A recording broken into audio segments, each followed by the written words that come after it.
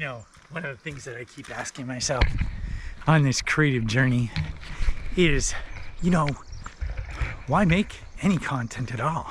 And the thing of it is, it's not the content, it's the journey through the content. It's the realizations that happen from that journey. The lens is the teacher. And it's so fascinating to see how things progress. Like, if you're gonna go on YouTube, there's a lot more people who are realizing it's not necessarily about the views and all the things that happen after.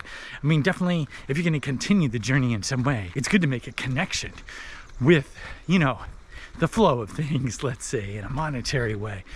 But even then, there's so much to be had or benefit from basically going through a process and figuring out a process where it's intrinsic from you rather than being always externalized. And so it's with that in mind that I keep, you know, on this journey with YouTube. And I've got this great workshop that basically goes through a system. You can do that also, and you can check out the link in the description below. But regardless on if you did the workshop or not, there are so many different ways to basically step outside of your comfort zone and start creating content that connects you to a tribe. There are so many different people in the world, and there's no reason to remain confined to this space where you're at. And when you do open up to that, the whole world, you'll definitely find your tribe, and it becomes much easier to actualize things for them and also for you. There's one tool that I use for all this that keeps me going and makes it so much easier.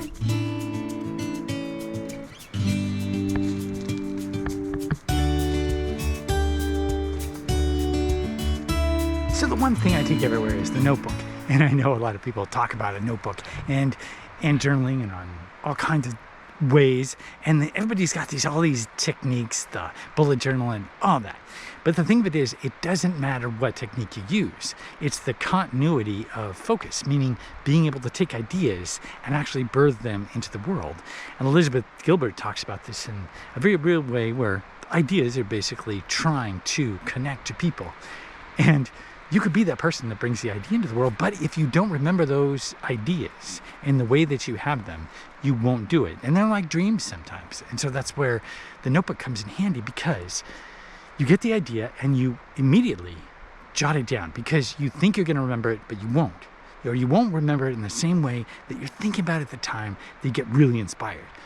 That's why the notebook is so powerful. It's not so much about the different techniques. It's more getting the ideas down, and for me, it's reviewing them on a constant basis, and then picking out those little golden nuggets that I find in those ideas, and then using them for later. And it's transforming. But there's one thing you need to use the notebook with, and it's pretty critical. I mean, you could say it's the difference between having ideas and not.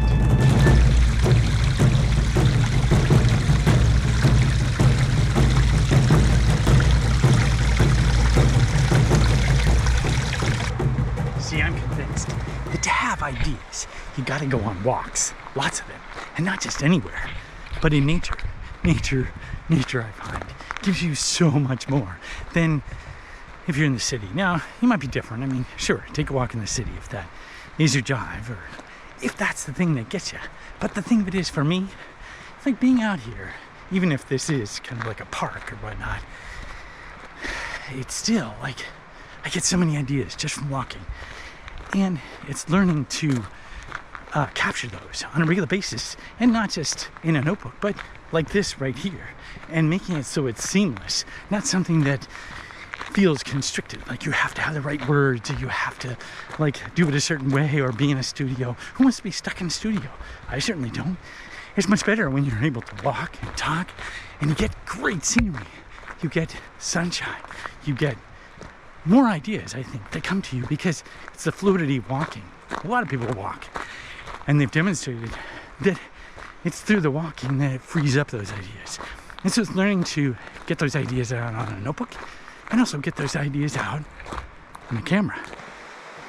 see, what I've come to realize is that a regular person is not going to like do any of this. They're not going to connect the dots. They're not going to go for walks. They're not going to, write ideas down in a notebook because they really don't care to see clues from the universe that tell you the next direction to go. They're not going to tap into their intuition, but you are.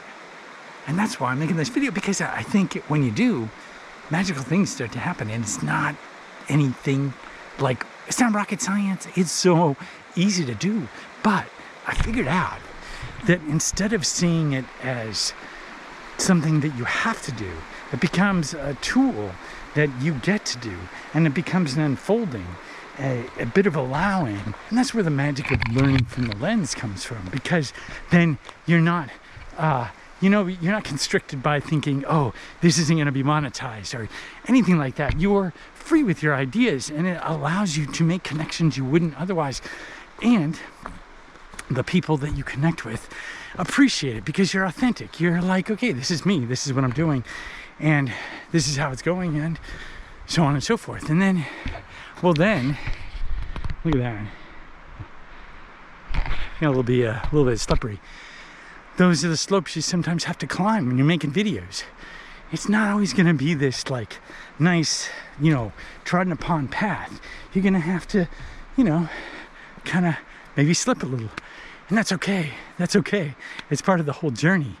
But it reveals so much more than if you just go, okay, well, I have to communicate this or that to make sales, or really is about making connections.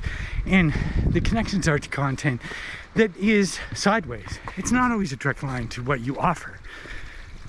It's really an indirect line. It allows people to engage with you at different points that aren't so obvious, but are a part of the whole spectrum of what you're doing. So it's broadening the scope of what you talk about, of what you share, and who you are.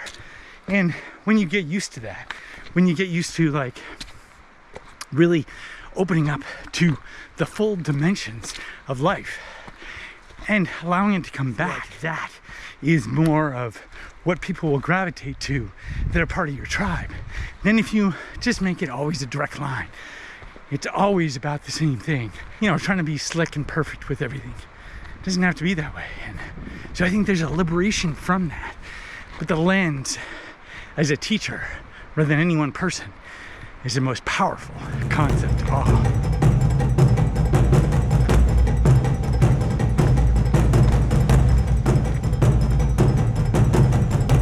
I see it much like, let's say, with journaling. People come up with these plans with journaling and following these different systems. And those are really good. And there's something to learn from. But the thing of it is, what they usually do is they'll find ideas, they'll find systems, and they'll just, kind of learn them, put in some of their own variations, and then they end up just renaming it, right? Making it their own. And the renaming of it, well, that's all part of the marketing of it. And you can do the same thing. And that's where the lens is your teacher, because you do want to follow kind of like a system until you get down some ideas and make it as simple as possible. Like if you want to write like Hemingway, then go take Hemingway and copy him verbatim for pages and pages, and you start to imbibe how Hemingway creates. It's the same with the lens. When you identify different people online that you want to emulate, while you might copy them to get down how they did something, you do want to, in the end, introduce your own variations and subtleties and so on. And so the lens itself is a teacher because you're learning how you communicate, what you like, and the naturalness of that comes through. So it becomes something where you move from having to be perfect to revealing how you are. It's revealing you behind the lens. And the only way to do that really is to move through creating, move through conveying ideas. And that's where this workshop is so fun. I mean, the link is down in the description. I know I'm calling to that again, but it's just such a simple setup and system. I feel like people get way too complicated with things. They go, oh, I have to be cinematic. I have to, have story intact and use it all the time, and so on and so forth. And while that's great, it's like you're grounding of making those free throws is what has to happen first. And until you do that, all those other elements are just going to kind of, I feel like, confuse the grounding and make it so it's much harder than it has to be. And that's why I think it's important to always just learn from the lens, keep it simple, and keep moving forward. And it's a process that's helpful for everyone. I mean, there's timing of it too. Look at these. Look at these coming out. Right? Look at that. Yeah, it's definitely spring. Wow.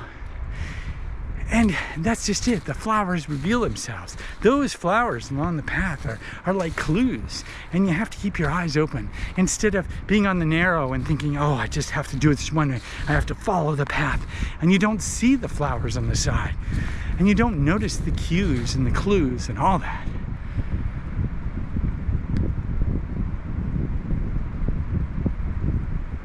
When you listen,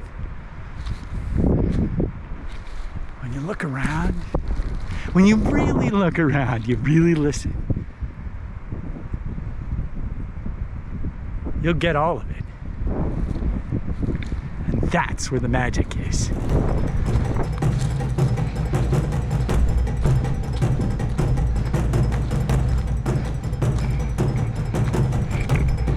One of the things I think that people miss is the fact that anyone, you don't have to be like wanting to market something.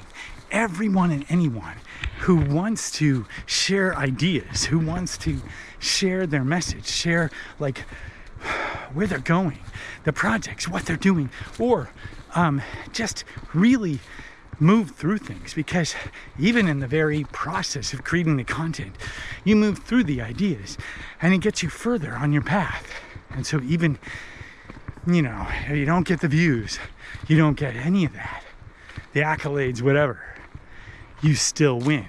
One of the more like enlivening thoughts for me is when I look at all those creators and they've got millions of subscribers and all these views, and I'm like, wow, you know, I'm never gonna make it to that level, right? That's such a different level. And then I realize, I look at their channel, when they started and how they got there. How they got there is very different from how you and I will get there. When you look at newer creators, some with only 500 subscribers, and they capture all these views, and it's very different. The landscape itself, in terms of YouTube and being online, is always changing. And so it reminds me of the whole saying, what got you out of Egypt won't get you to the promised land. And so it's like when someone says, I know the way and I know the path because I got here. Well, guess what? It's not the same path anymore. You can't use the old ways to get to the new. And that should be exciting. It's not like you can't learn from other people, but just recognize, I think anyway, that there are so many different ways now to basically create and reach your tribe. And it's not going to be the same. And you're going to make your own way. You're going to have your own techniques and routines, and that's going to get you to the next level. It's not because someone else says, guess what? You gotta do it this way or you won't make it. No. It's about finding those little nooks. It's about finding those places where you and your message shine. And it's having fun with the whole process. And I think that's exciting because it's not about how other people got there. It's how you, in your journey, get there.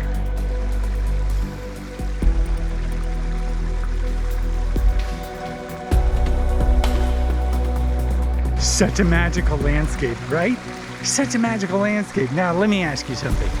You have an opportunity, let's say, to immerse yourself in this landscape and create a video, or you could stick yourself into an office setting and create content without the moss, right? Would you rather create content with the moss or be under lights?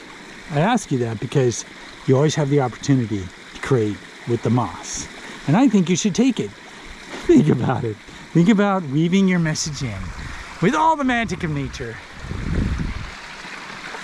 and letting what comes kind of unfold with your ideas, instead of thinking you all have to be linear and perfect and it's all got to be this way or that way. Just have some ideas. Have some ideas, the core passion of what you want to convey, and then convey it. Convey it. Don't wait until the perfect moment. No, convey it along the way. Because guess what? I don't know if you noticed, but people actually need to hear ideas a lot of different times before they start to really get it, or they start to really go, oh, huh. So that's what you're talking about, huh? So we all have greatest hits. We all have greatest hits. And when you come back to those, and you keep coming back to those, people start to go, you know what? I like that. When really they've heard it like thousands of times before.